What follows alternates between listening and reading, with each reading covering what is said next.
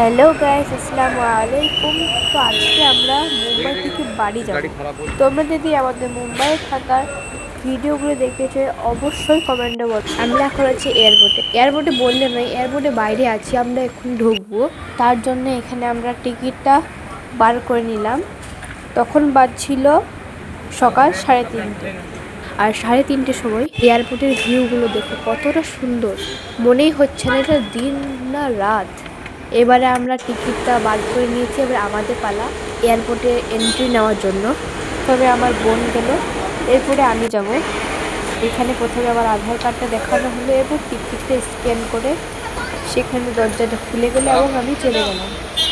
তো প্লেনেতে এত বড় বড় ব্যাগগুলো অ্যালাউ নেই, মানে কাছে রাখা জন্য আমরা এটা দিয়ে দিলাম এয়ার হোস্টেস দিকে, এবং তারা আধার কার্ড চেক করেছিল।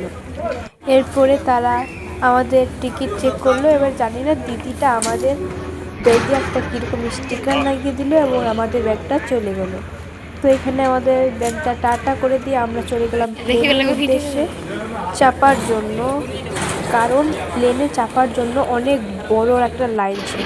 তো এখানে দেখতে পাচ্ছ আমার কত জোরে জোরে হাঁটছে।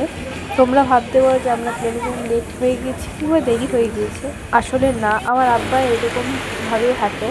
তোর এখানে ভিডিও অ্যালাউ ছিল না বলে আমরা তারপর চলে গেলাম প্লেনের উদ্দেশ্যে। প্লেনে যাওয়ার জন্য আমাদের এখানে একটা বাস আসবে, সেই বাসটারই অপেক্ষায় আমরা দাঁড়িয়েছিলাম। একটু পরে আমাদের বাস চলেও এলো এবং আমরা সেখানে চেপেও গেলাম। সরি, কারণ আমরা বাসটির ক্লিপ নিতে পারিনি।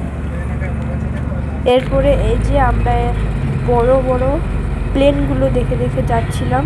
প্লেনের আশেপাশে অনেক গাড়ি ছিল এবং অনেক কারোরই প্রাইভেটও প্লেন ছিল সেখানে। সামনে এত বড় বড় প্লেনগুলো দেখে আমাদের বিশ্বাসই হচ্ছিল না যে আমরা প্লেনে চাপতে চলেছি। কথা বলতে বলতে আমরা প্লেনের সামনে চলে এলাম, প্লেনের সামনে এসেছি এবং ফটো তুলবো, এটা কীভাবে হয়, তাই সেখানে দু একটা ফটো তুলে নিয়ে আমরা প্লেনে চেপে গেলাম। পরবর্তী পর্ব দেখতে গেলে অবশ্যই কমেন্ট করো। টাটা।